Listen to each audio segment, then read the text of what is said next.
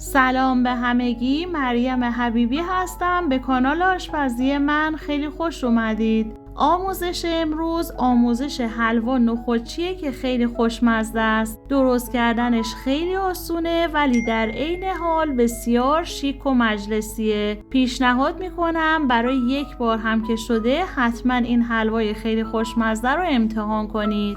برای درست کردنش 2 لیوان آرد نخودچی که حدوداً 250 گرم میشه داخل تابه میریزم و به مدت 10 تا 15 دقیقه تفت میدم. حواستون باشه آرد نخودچی خیلی زود میسوزه، پس حتما روی حرارت خیلی ملایم مرتب هم بزنید. بعد از این زمان آرد نخودچی رو مجددا داخل الک میریزم و الک میکنم.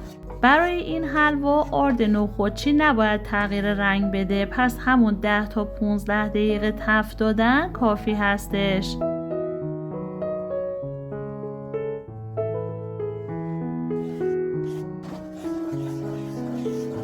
حالا دوباره کمی هم میزنم و بعد موقع اضافه کردن کره هست.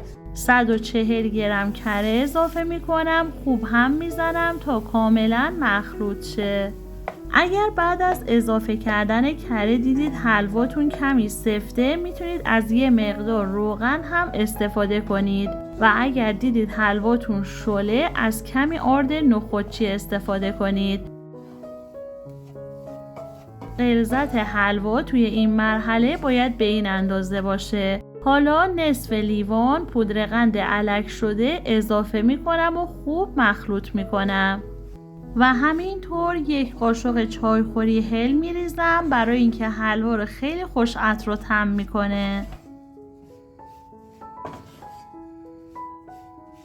همینطور که میبینید غلظت حلوا باید به این اندازه باشه، نه شل و نه خیلی سفت مثل حلوای معمولی ولی یکم سفت‌تر. اگر دیدید مواد خیلی خشکه یکم دیگه روغن بهش اضافه کنید، فقط در حدی که یه خورده نرم شه.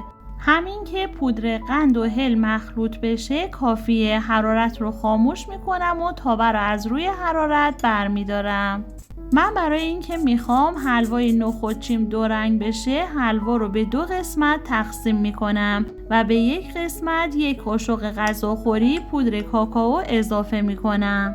خوب هم میزنم تا حلوام کاملا 1 دست و شکلاتی رنگ شه.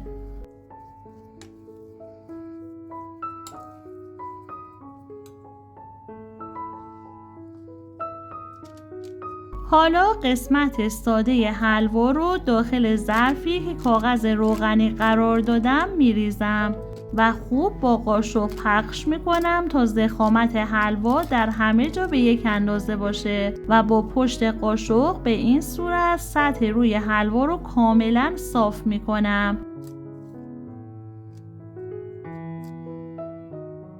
حالا حلوا رو داخل یخچال به مدت 1 ساعت قرار میدم تا خودش رو بگیره. بعد از این زمان حلوا رو از یخچال بیرون میارم و قسمت شکلاتی رو روی قسمت ساده میریزم. اگه توی این زمان قسمت شکلاتی حلواتون سفت شده بود میتونید دوباره روی حرارت خیلی ملایم قرار بدید، کمی هم بزنید تا حلواتون به این غلظت برسه و بعد ازش استفاده کنید. سطح روی حلوای شکلاتی رو هم کاملا صاف میکنم و برای تزیین از مقداری پودر پسته استفاده میکنم. مجددا حلوا رو به مدت نیم ساعت داخل یخچال قرار میدم تا خودش رو بگیره.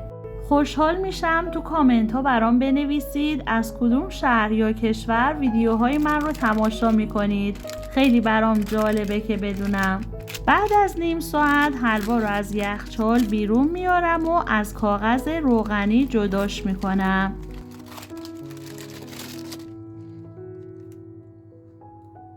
برای اینکه دور حلوامون صاف شه اضافه های حلوا رو از دور تا دور و کناره ها با چاقو میبرم و جداشون میکنم و بعد با چاقو به این صورت حلوا رو به شکل لوزی برش میزنم. برای اینکه همه برش هاتون به یک اندازه باشه میتونید برای اندازه گیری از خطکش هم استفاده کنید. اینم از حلوا نخودچی فوق‌العاده خوشمزه و مجلسی ما. امیدوارم که این آموزش حلوای نخودچی رو دوست داشته باشید و برای شما مفید باشه. اگر این آموزش رو دوست داشتید خوشحال میشم ویدیو رو لایک کنید، نظراتتون رو در کامنت ها بنویسید و برای دیدن آموزش های بیشتر کانال رو سابسکرایب کنید. خیلی ممنونم که تا انتهای ویدیو با من همراه بودید.